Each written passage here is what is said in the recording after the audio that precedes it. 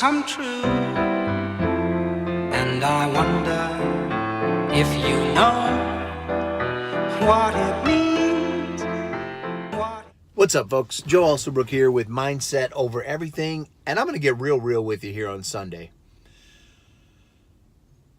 It's obvious to me that a lot of people follow content like this with an unrealistic expectation of what they're really up against in life. And I never want to be that person, right? I don't want to portray something and have somebody think a certain way about something that I'm talking about or trying to help with, and not be 100% transparent with exactly what that takes, what that is. So let me clarify that.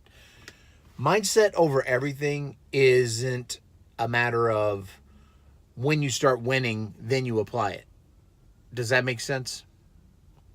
A lot of times we come into this journey in life, right, when we decide we want something more, we want something bigger, we want something better, and we have an unrealistic expectation of the length of time or the length of effort or the trials and tribulations that we're going to go through before we reach that.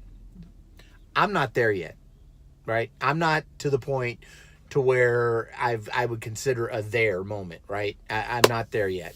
And I mean, it's important that you know that.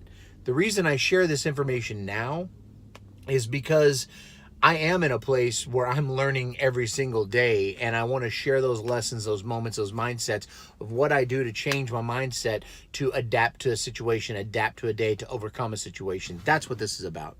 So if anyone is watching this with the realization or with a preconceived notion that, you know, just simply applying some of this is going to wash away all of their trials and tribulations, it might help you fast forward them that much. But that much now is going to mean miles and years in the future. So that's why it's important to get a hold of this now. Got a little story for you. Grandma's meatloaf, right? Everyone's heard the, analogies, and I use analogies and metaphors all the dang time. But grandma's meatloaf is business. Grandma's meatloaf is exactly what this journey is. Picture this. You're going to have a group of people over, right? Some intimate friends, maybe a couple family members, and you want to cook a dinner for them. And you remember growing up as a kid, right? That you had you grew up with grandma's meatloaf, and every day, every Sunday or whatever that day was that grandma's meatloaf was you were gonna have grandma's meatloaf. You were excited, right? You were like, God, this meatloaf is great. It's got the little burnt crust just around the edge, right? But it's not burnt, just that caramelization around the edge. The top is done just perfect, right?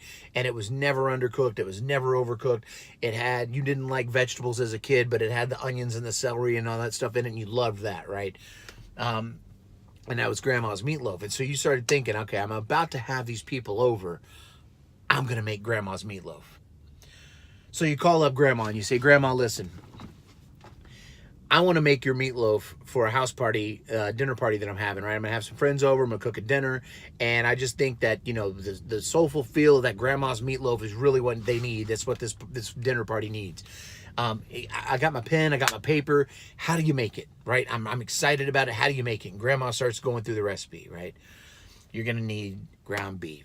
You're going to need some eggs. You're going to need some breadcrumbs. You're going to need some onions. You're going to need some celery. You're going to need some salt, pepper, garlic, ketchup. All right, you get all the ingredients and you're writing this down. You're like, dang, there's a lot more to this than I originally thought. But hey, that's fine. I'm going to make grandma's meatloaf, right? So you're writing all that down, right? Well, then grandma gets to how to mix the ingredients. You chop up the onions just like this. You chop up the celery just like this, right? Just this much, and a dab of this and a dash of this, because grandma never used teaspoons, tablespoons, and all that. It was a dab, a dash, a little bit of this, a little bit of that, right? And you start thinking, all right, look, sounds pretty labor intensive to make this meatloaf, but I'm gonna make it happen. Grandma was old school. I can do it new school. I'm gonna make this happen. So after the conversation, at the very end, grandma says it's very important that you get your hands dirty and you mix that meatloaf in with your bare hands, and you do the work and you mix it and you feel it till it feels just right before you put it in the oven. and you start thinking, man, I don't have time for all this. You know, I'm making that meatloaf tonight. All right, I got to, Grandma, thank you very much. I love you very much. Thank you. I'm going to go to the store. You go to the store, you buy the ingredients. Then you think, wait a minute. You know, Grandma said mix them with my hands. I don't have much time. I'm going to go to Bed Bath & Beyond. I'm going to get one of those mixers, right? I'm going to go get one of those mixers. That's perfect, right? So you go to there, you get the mixer, and then you start thinking, look, I got one of those fancy microwave convection type ovens. I'm going to put it in there instead of the stove. She told me to cook it in the oven at 350 for X amount of time. I don't have X amount of time. I'm going to cook it in there. I'm going to save some time. So you get the ingredients. You buy the onions pre-chopped. You buy the celery pre-chopped because you're smarter than Grandma, right? You're not going to waste all that time doing all that little prep work, right? You get exact tablespoons and teaspoons and measures all the ingredients up because I dab a dash. I don't know what that is. You go online, you do some studying, like how much of this, how much of that. I need to know the exact measurements, Grandma. Come on, dab and dash and this and that. Come on. So you get it all right, and you get the meat, and you get the ingredients, and you throw it in that mixer, right? And that mixer starts mixing it up, and you see it's kind of getting sticky, and it's patting to the mixer, and you're like, God, now. So it almost takes you more time to get it out of the mixing bowl, right, than it would have just been to probably mix it with your hands. But hey, look, I'm already here. So you're scraping it off the mixer. You leave some of the meat in the mixing bowl, some of the meat on the paddles. I don't have time for this. Put it in the sink. I'll deal with that later, right? You take the meatloaf, you put it in the pan. Stay with me. I got a point here. You put it in the pan, and you're shoving it down. You're pushing it down. You smear your little ketchup over the top, and you think, perfect. And you put it in that new fancy microwave oven with the touchpad, and you put it in there, and you set it, and forget it. Right?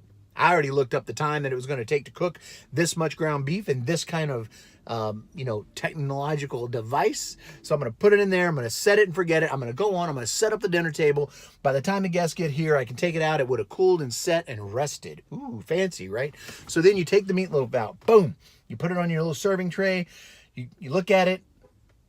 It doesn't quite look like Grandma's meatloaf, right? But hey, look, I got all the ingredients. I talked to Grandma on the phone. This has got to taste great. It looks a little gray though. It doesn't have that caramelized, like perfect little crust around the edges. And you're thinking, man, you know what? It's going to be great, right? It was Grandma's recipe. How can it not be great? I just cooked it a little bit different, right? I just used some technology in it. Your guests get here. Your guests go sitting around the table, and then you start, you're telling everybody, oh, this is Grandma's meatloaf. You told them before. You built up the hype. Everybody's excited for it. You cut into it. You start putting it on the plates. People start eating it.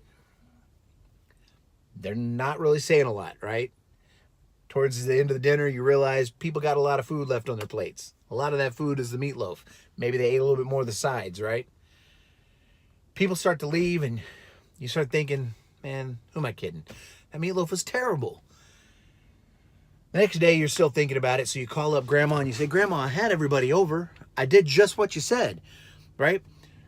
And Grandma says, well, did you cut the onions up just like this? Did you cut the celery up just like that? No, Grandma, I bought those pre-cut. Well, all right. Well, what about the ingredients? A little dab of this, a little dash of that? No, Grandma, I looked up online and I did, I used the tablespoons, teaspoons. Okay, well, hey, the most important part is getting your hands dirty and really mixing that up. Well, Grandma, I got one of those paddle mixers. I just used that. Oh, honey, that's exactly where you went wrong. You see, the heat from your hands helps break down the fat in the beef, and that makes it cling and stick together, and that helps with the consistency of the meatloaf. So when it goes to cook, that fat and that beef is even throughout it, and that's what really makes it that moist, nice meatloaf. What about cooking? Did you cook it at least for 350 in the oven? Grandma, I got this new microwave thing where you can put metal pans in it. I put it in there. It was going to be a little quicker. Honey, you just can't microwave Grandma's meatloaf. And folks, if that's not an analogy to life and business and what you're going through right now, you need to go back and listen to it. You cannot microwave this journey. You can't microwave any journey and have it turn out right. It's going to fall apart. It's going to be clumpy and cakey, right? You're going to have to take the original recipe. You can twist that around a little bit and make it yours. But the most important part, using your hands, doing the work, breaking it down, putting it in the oven, and giving it the time it takes to cook. I love you guys. I hope that lesson shed a little bit of light into your life like it did mine. Thank you very much. Now go execute. I'll talk to you guys. And I wonder if you know what it means, what it means.